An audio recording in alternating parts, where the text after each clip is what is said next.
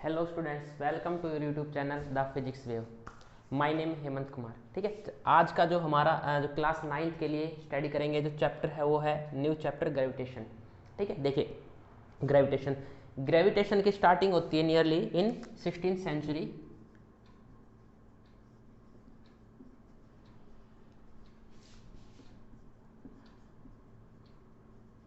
Sir Isaac Newton.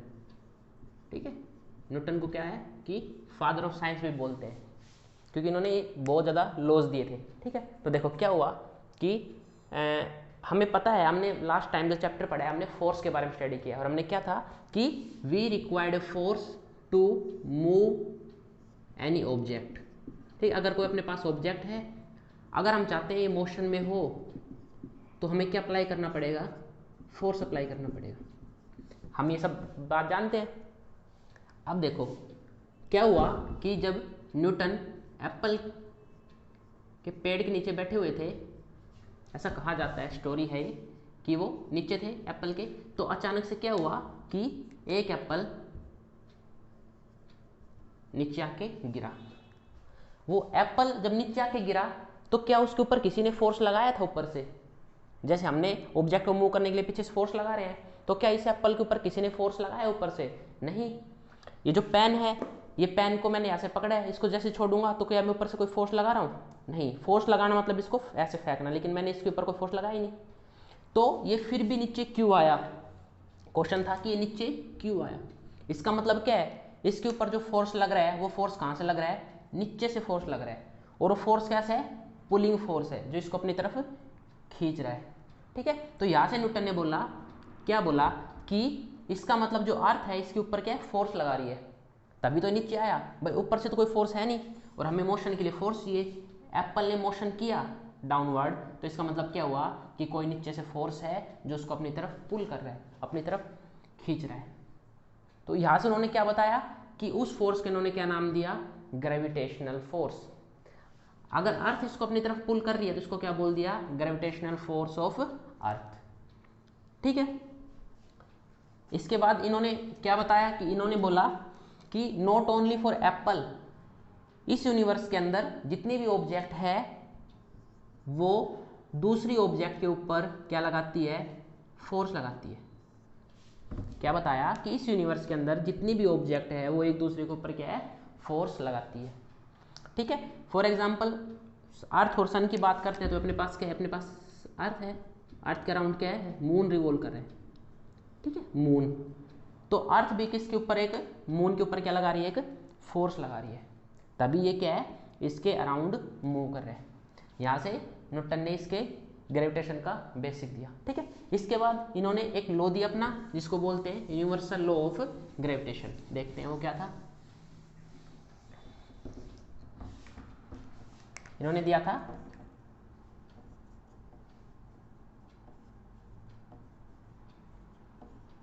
Universal law of gravitation.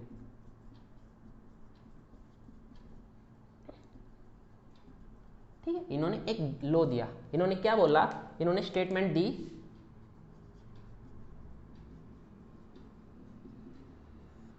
कि in this universe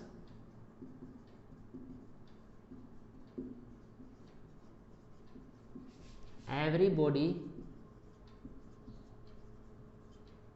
attract or exert a force on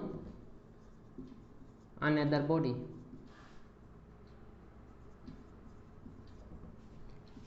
which is directly proportional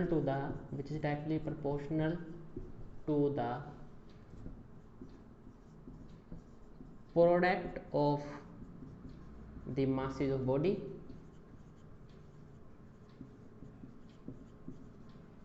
and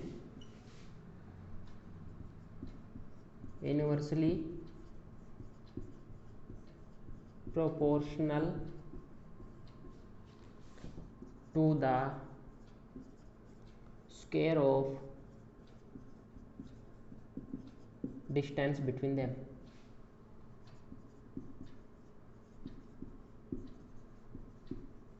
कितनी बड़ी statement है ना, लेकिन easy है बिल्कुल, इसको समझना। देखो बोला क्या है, इसने बोला कि अपने पास कोई दो ऑब्जेक्ट है, इसका मास है m1 और इसका मास है m2, ठीक है, और इन दोनों के बीच की डिस्टेंस क्या है, r है, ठीक। तो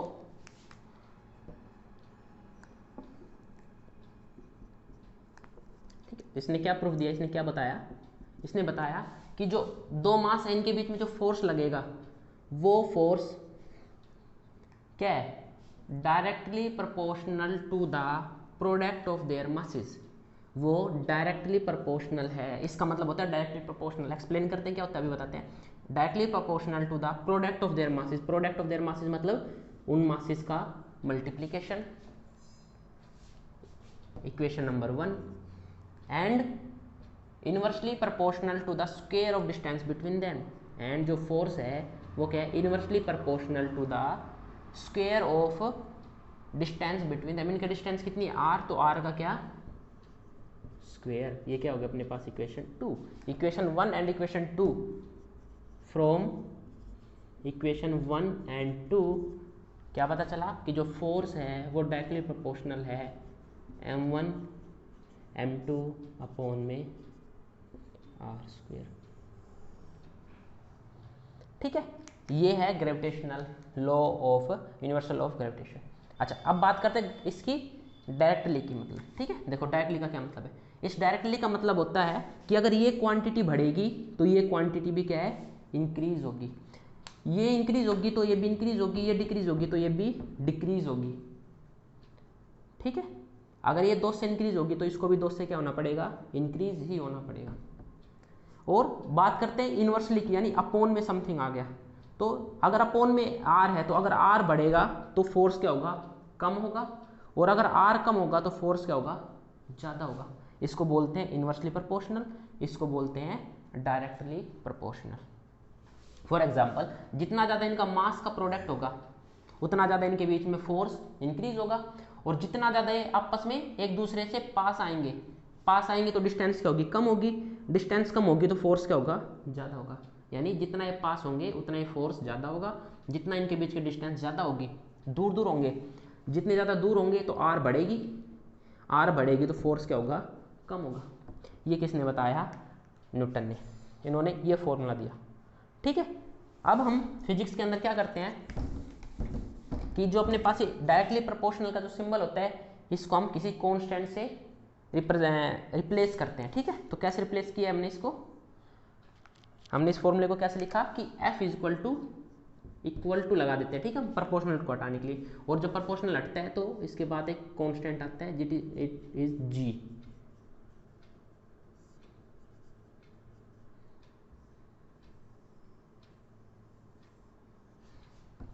G लिख दिया हमने, ठीक है। अब ये G क्या हुआ यहाँ पे, ये G क्या है, इसको बोलते हैं ग्रेविटेशनल कांस्टेंट। ये कांस्टेंट क्वांटिटी होती है, ठीक है। ये अपने पास फाइनल है, अपने पास formula for universal of gravitation. हम किसी दो ऑब्जेक्ट का मास अगर हमें पता है तो, और अगर हमें उनके बीच का डिस्टेंस पता है तो हम इजीली क्या निकाल सकते हैं, उनके बीच का फोर्स को निकाल सकते हैं।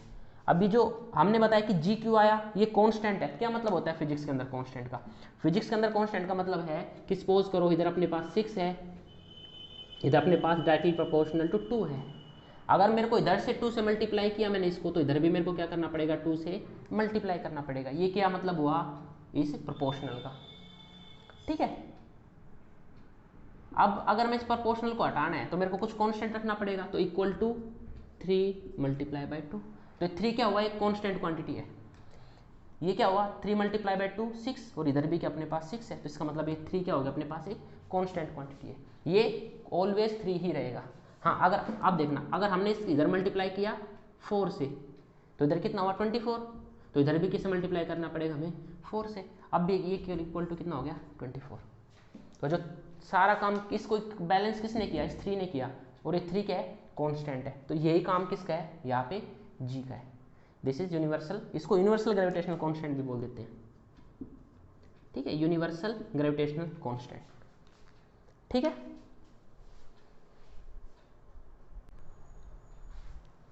हमें पता है कि F क्या होता है, G m1 m2 अपॉन में r स्क्वायर। ठीक है, तो हम स्टडी करेंगे G क्या था, हमने यूनिवर्सल ग्रेविटेशनल कांस्टेंट बताया, तो अब देखेंगे इसकी यूनिट।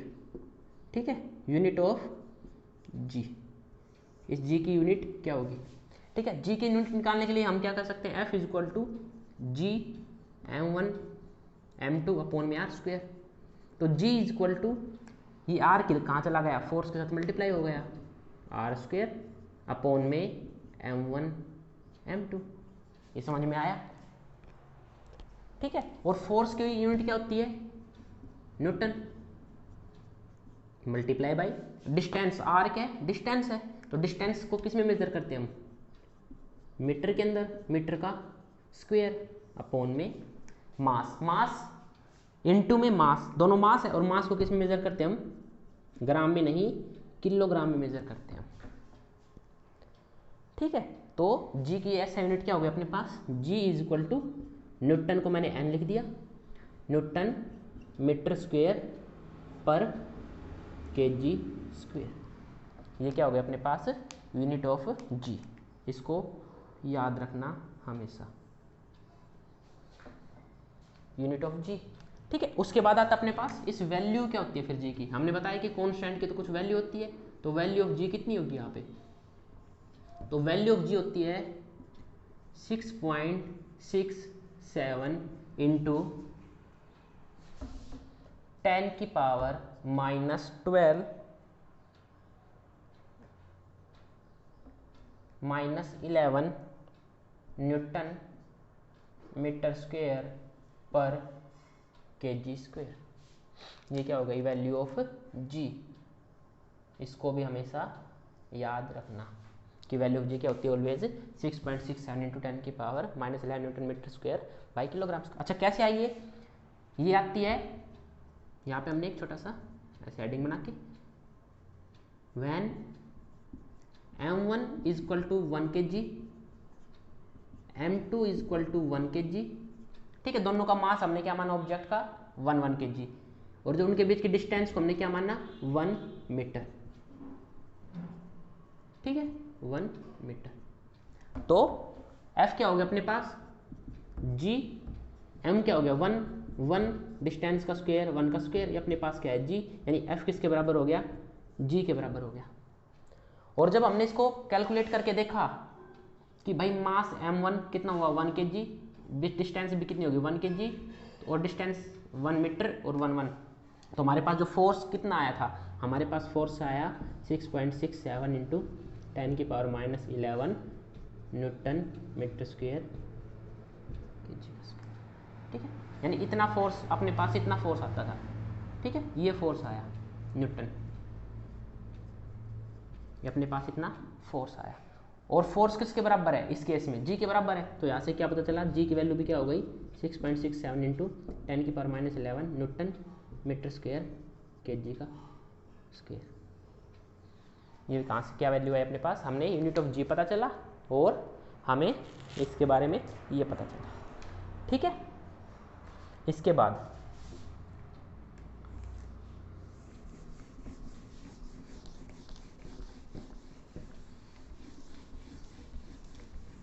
जो ग्रेविटेशनल फोर्स है,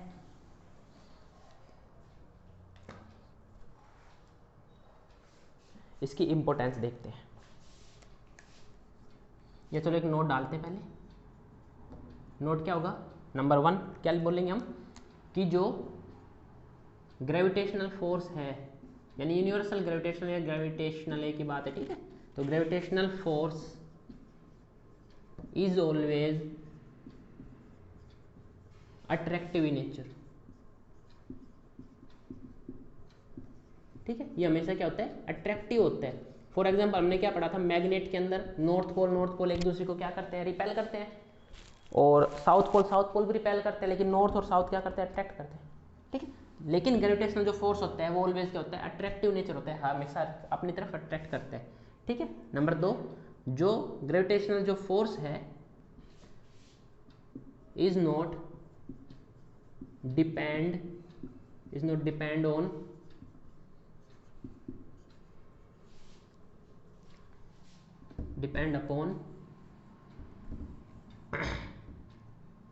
depend upon the weight, it does not depend upon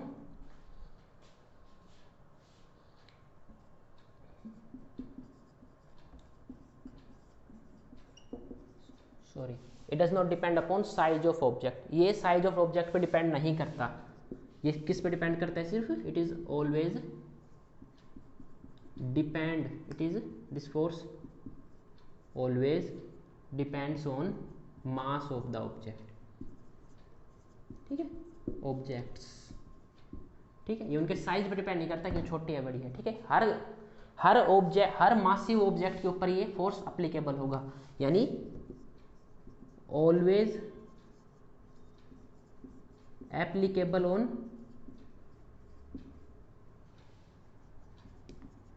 massive bodies, ठीक है, हर मासिव बॉडीज पे एप्लीकेबल होगा, चाहे मास छोटा हो या मास बहुत ज्यादा हो, लगेगा जरूर, ठीक है, ये अपने पास क्या होगा, इसके नोट में इसको लिखेंगे, ठीक है। उसके बाद इसका देखते हैं इंपोर्टेंस क्या होती है, ठीक है।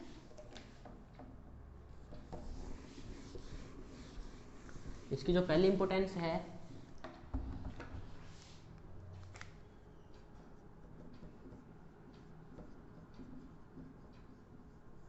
नंबर वन इंपोर्टेंस क्या हो जाएगी इसकी,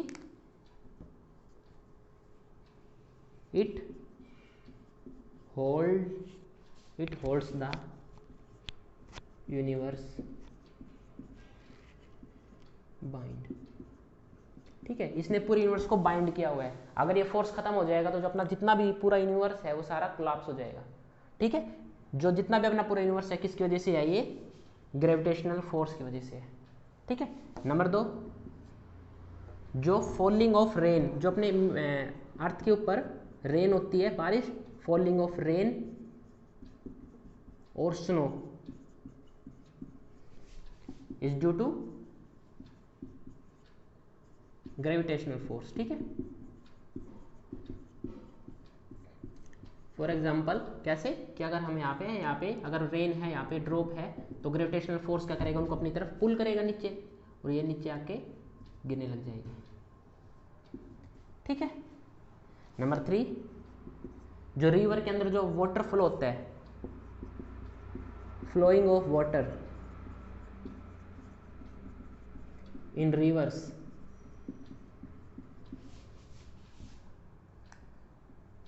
is also due to this force, ठीक है, वो भी इसी फोर्स की वजह से फ्लो होता है, ठीक है। नंबर 4 क्या हो जाएगा इसका, कि इट बाइंड करता है इस रेन, और जो टाइड्स इन सी, जो समुद्र के अंदर जो ज्वार भाटा आता है ना, ज्वार भाटे जो टाइड्स उठती है, tides in sea is also due to gravitational force, that is moon, ठीक है। मून का जो ग्रेविटेशनल फोर्स है उसकी वजह से क्या होता है, समुद्र के अंदर टाइड्स आती है। फॉर एग्जांपल अपने पास वाटर है, ठीक है, और यहाँ पे एक टाइम के ऊपर जब जो सन है वो अर्थ के बिल्कुल पास आ जाता है, सॉरी मून है, ठीक है, मून क्या है, वो अर्थ के बिल्कुल पास आया, जैसे बिल्कुल पास आया इसने क्या किया, समुद्र के बिल्कुल ऊपर होता है, तो ये क्या करता है, जो वाटर है इसको अपनी तरफ अट्रैक्ट करता है, और यहाँ पे कैसे आने लग जाती है, ऐसे टाइड उठने लग जाती है, ठीक है। ये किसकी वजह से होता है, ग्रेविटेशनल फोर्स की वजह से होता है, और वो किस में होता है, वो मून के ग्रेविटेशनल के फोर्स की वजह से होता है। एक न्यूमेरिकल है कि calculate the force of gravitation due to the earth on a ball of 1 kg mass lying on the ground, कि अपने पास एक अर्थ है, एक ही अर्थ है वैसे ना, अपने पास ये अर्थ है, और अर्थ के ऊपर क्या रखा हुआ है, बॉल रखी हुई है, बॉल का मास क्या है, 1 kg, ठीक है। तो बताओ कि कितना फोर्स लगेगा इसके ऊपर ग्रेविटेशन का, ठीक है। तो इनके बीच की डिस्टेंस कितनी हो गई, तुम कहोगे सर जी यहीं पे रखा है तो कितना होगा डिस्टेंस, 0 होगा, नहीं, एक पॉइंट और डाल लेना नोट्स में लिखना चाहो तो, ग्रेविटेशनल फोर्स की जो डिस्टेंस है वो always measure from centre to centre of the body, centre से लेके, एक बॉडी के सेंटर से दूसरी बॉडी के सेंटर से मेजर की जाती है ऑलवेज, ठीक है। तो कहाँ से स्टार्ट होगा ये यहाँ से, इसके सेंटर से लेके यहाँ तक, अर्थ का जो सेंटर होगा, ठीक है। और अर्थ की रेडियस कितनी है अपने को पता है, वो कितनी है, आर अपने पास है, ठीक है। तो सॉल्यूशन क्या होगा अपने पास, फॉर्मूला क्या होता है, F equal to G m1 m2 upon में आर स्क्वायर, ठीक है। उससे पहले हमें क्या करना पड़ेगा, मास अपने पास केजी में है, ठीक है, रेडियस किस में, किलोमीटर में है, तो रेडियस को हमें किस में कन्वर्ट करना पड़ेगा, मीटर में करना पड़ेगा ना। तो 6.4 इंटू 10 की पावर 3 किलोमीटर है, कैसे हो जाएगी ये, 6.4 इंटू 10 की पावर 6 मीटर, ये आर है, कैपिटल आर बोल देते हैं इसको, ठीक है, कैपिटल आर लिख देते हैं, कोई एक ही बात है, फाइन। तो F इज इक्वल टू जी की वैल्यू पता है क्या है, 6.67 इंटू 10 की power -11 multiply by m1, mass of object क्या है 1 kg, मल्टीप्लाई बाई अर्थ का मास क्या अपने पास 6 पॉइंट इंटू 10 की पावर 24 kg, बहुत ज़्यादा है ना। और डिस्टेंस क्या हो गया अपने पास 6.4 इंटू 10 की पावर 6 का स्क्वायर, ठीक है। अब जो अर्थ का जो ऑब्जेक्ट है, बॉल है, ठीक है, इसमें देखो 1 kg मास है, तो इसकी रेडियस क्या है, हमने नेग्लिजिबल है, अर्थ की डिस्टेंस के बीच में इसकी डिस्टेंस क्या है, नेग्लिजिबल है, तो हम इसकी डिस्टेंस, इसकी रेडियस को हमने नहीं माना, हमने किसकी रेडियस को माना, सिर्फ अर्थ की रेडियस को। हाँ, अगर यहाँ पे अर्थ के ऊपर यहाँ पे ऑब्जेक्ट होती तो फिर हमें क्या मानना पड़ता, ये डिस्टेंस माननी पड़ती, ठीक है, ये आर हो जाती, और आर के ऊपर का ये डिस्टेंस हमें कुछ एच पता होना चाहिए था, ठीक है। लेकिन यहाँ पे ऐसा नहीं है, ये पे रखा हुआ है, तो जिससे एच है, एच कितना हो गया 0, ठीक है। तो जब हमने इसको सोल्व किया तो अपने पास फोर्स कितना आया, फोर्स आया 9.8 न्यूटन, ठीक है। इसको सोल्व करके देखना अपने पास फोर्स कितना आएगा 9.8, यानी अगर अपने अर्थ के ऊपर अगर कोई ऑब्जेक्ट रखी है तो उसके ऊपर कितना फोर्स लगता है, नियरली 9.8 न्यूटन के बराबर लगता है, ठीक है। ये अपने पास एक न्यूमेरिकल हो गया। इसके बाद हम चलते हैं न्यूमेरिकल नंबर 2 की जो ग्रेविटेशनल फोर्स निकालेंगे कि what will be the gravitational force between sun and the earth, ठीक है। अर्थ और सन के बीच में कितना ग्रेविटेशनल है, ठीक है। तो हमें क्या पता होना चाहिए सॉल्यूशन में कि मास ऑफ अर्थ me कितना होता है 2 इंटू 10 की पावर 24, ठीक है, 6 इंटू 10 की पावर 24 kg। मास ऑफ सन कितना होता है 2 इंटू 10 की पावर 30 kg। और जिनके बीच की जो डिस्टेंस होती है वो कितनी होती है 1.5 इंटू 10 की पावर 11 मीटर, ठीक है। और जी की वैल्यू हमें पता ही है 6.67 इंटू 10 की पावर -11 न्यूटन मीटर स्क्वायर पर केजी स्क्वायर। तो हम इजीली फोर्स निकाल सकते हैं, force is equal to G me ms upon में आर का स्क्वायर। हम इसको जो सोल्व करेंगे तो जो अपने पास फोर्स आएगा वो कितना आएगा, वो आता है 3.6 इंटू 10 की पावर 22 न्यूटन, यानी 10 की पावर 22 न्यूटन, बहुत ज़्यादा फोर्स होता है, ठीक है। यानी जो सन है वो अर्थ के ऊपर इतना फोर्स लगा रहा है, ग्रेविटेशनल फोर्स, ठीक है। सिमिलरली हम क्या है, हमें फोर्स गिवन होगा, मास गिवन होगा, हम उनके बीच की डिस्टेंस भी निकाल सकते हैं, ठीक है। तो इस तरह से हम इनके न्यूमेरिकल को सोल्व कर सकते हैं। अपना जो नेक्स्ट है वो है Newton third law of motion and gravitation. Newton third law क्या बोलता था, क्या बोला है न्यूटन थर्ड लॉ ने, एक्शन टू एवरी रिएक्शन, है ना, action to every equal and opposite reaction.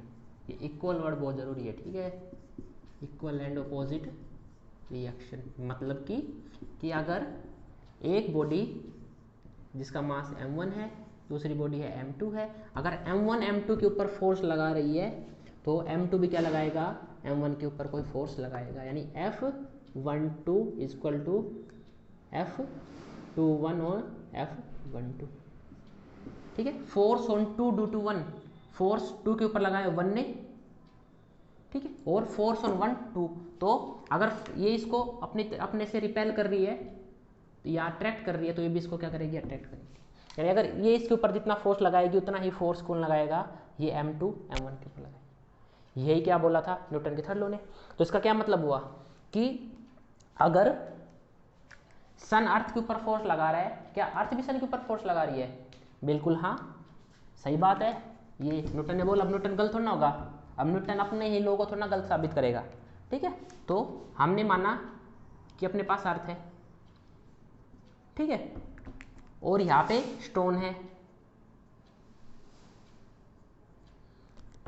अब अर्थ ने स्टोन के ऊपर फोर्स लगाया, तभी तो स्टोन क्या आ रहा है, नीचे आ रहा है, फोर्स नीचे लग रहा है। तो क्या स्टोन भी फोर्स लगा रहा है अर्थ के ऊपर, force on stone, force on earth.